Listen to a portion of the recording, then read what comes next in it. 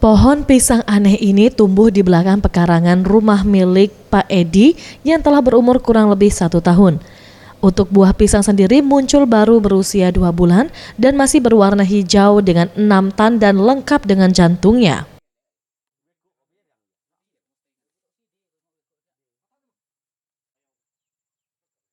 Dengan keanehan pohon pisang ini, kediaman Pak Edi ramai didatangi warga yang penasaran dengan keanehan pohon pisang yang terbilang langka.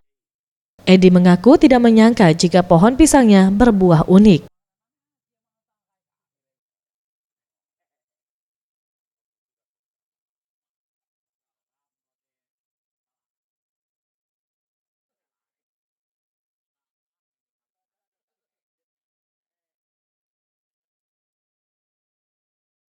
Seperti pisang Ambon kan ya, dibagi-bagi lah dengan orang kalau dia buah.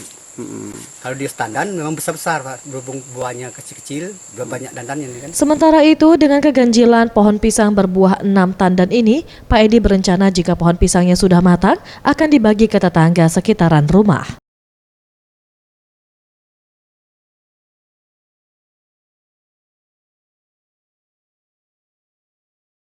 Tim Liputan Sriwijaya TV.